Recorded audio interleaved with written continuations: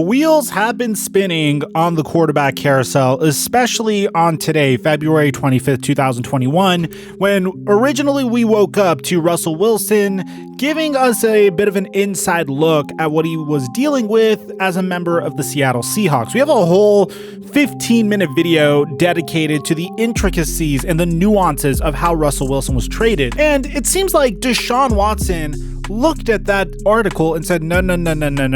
Everyone's talking about Russell Wilson now. No. You guys should be talking about me. I'm the guy that wants to be traded. Don't pay attention to Russell Wilson. He doesn't even know if he wants to be traded. For all you know, he might just want more leverage in the organization. I'm Deshaun Watson.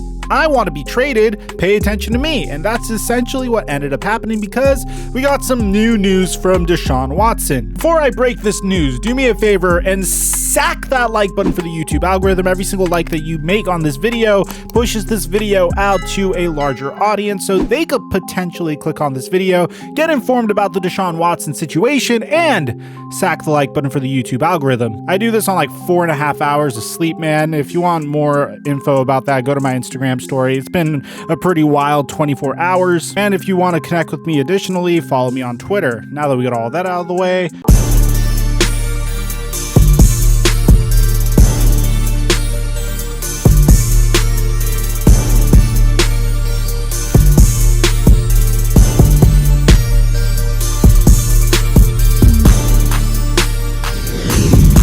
Mike check 1 2 1 2. What's going on, everybody?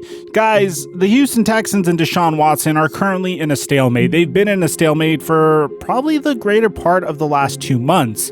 And essentially it comes down to Deshaun Watson no longer trusting the Houston Texans. Everything was ruined between them and Deshaun Watson, and essentially Cal McNair chose Jack Easterby over the transcendent talent that is Deshaun Watson. He told Deshaun Watson that he will be more involved in organization decisions, which, by the way, appears to be a brand new movement amongst quarterbacks. All franchise QBs want their organization to take their input seriously. And you can make an argument for each side here, because if you're a quarterback and you're looking at the last 2 Super Bowl winners, Tom Brady and Patrick Mahomes, they both won Super Bowls, and they both essentially got everything they wanted handed to them whenever they asked for it. Now, Tom Brady in New England didn't get everything he wanted. He asked for Antonio Brown, got Antonio Brown for about a week, and then they moved on from Antonio Brown. He asked for more wide receivers, but the best that the Patriots could do for him was get him Mohamed Sanu.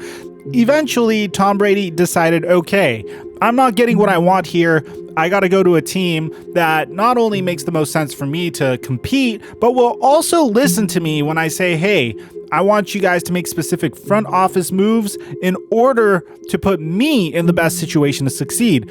And surely they did. They acquired Rob Gronkowski, even though they had Cameron Brate and OJ Howard. They didn't necessarily need those two. They signed Leonard Fournette, even though they had Ronald Jones. They didn't necessarily need Leonard Fournette. In the draft, the number one position of need that they had was a legitimate left tackle, and they drafted Tristan Wirfs. And hell, in the middle of the season, despite Bruce Arians saying, hey, we do not want to bring in Antonio Brown, Tom Brady said, no, Bruce.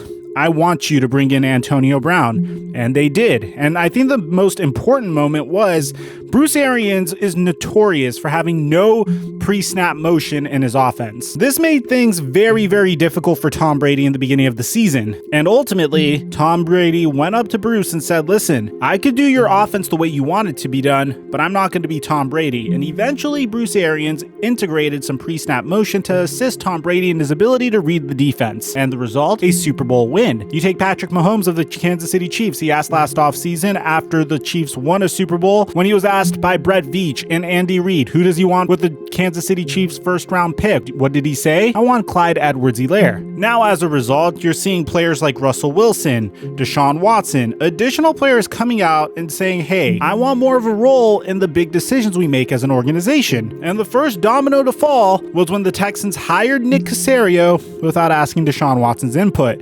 Deshaun Watson was livid and demanded a trade. The Texans then went out and hired David Culley. Deshaun Watson had an opportunity to meet with David Culley last Friday, his brand new head coach. And apparently, this is how the conversation went. And this is according to a very reputable source, Dan Graziano of ESPN. Per sources, Texans QB Deshaun Watson met with new Texans head coach David Culley last Friday, and in that meeting, Deshaun Watson reiterated that he wants to be traded and told Culley that he has no intention of playing for the Texans again.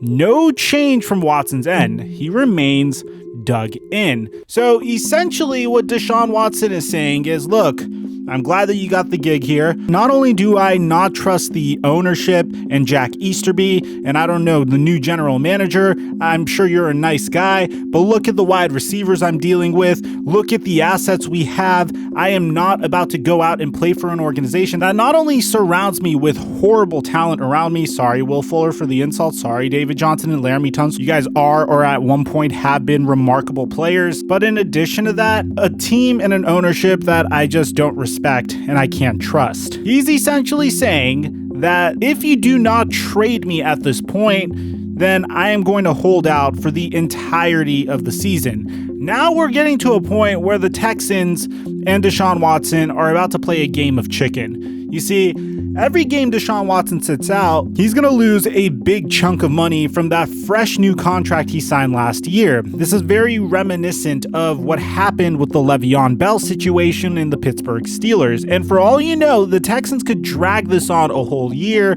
a whole 2 years. You don't necessarily know. This is very uncharted territory. We've only seen this happen with another quarterback almost a decade ago with Carson Palmer. And in Carson Palmer's situation, he wasn't nearly as coveted at that point of his career as Deshaun Watson is. Deshaun Watson is a superstar quarterback that is on the rise. He only has played 4 seasons in the NFL so far. And when you compare that to Carson Palmer's situation, he was on the tail end of his 8th year.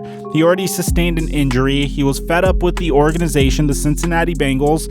And at first, the Bengals weren't really down with moving on from Carson Palmer, but they were able to get brand new pieces in AJ Green and Andy Dalton. And then they said, okay, we could use additional draft capital and the additional first-round picks to build our team for this upcoming decade. And they traded Carson Palmer to the Raiders, where he sucked a little bit before going to the Arizona Cardinals, teaming up with Bruce Arians, and eventually being a pretty good player at the tail part of his career. This information isn't necessarily new. Deshaun Watson is willing to accept trades to the Panthers, Jets, Dolphins. And the craziest part is, despite all this information, the Houston Texans, according to Tom Pelissero, are still unwilling to discuss a Deshaun Watson trade. So let me know in the comment section down below. If you're the Houston Texans, how do you proceed forward? If you're Deshaun Watson, are you really going to hold out the entire season? Aside from that, I'm your boy Mike, and I'm dropping our mic in our next upload.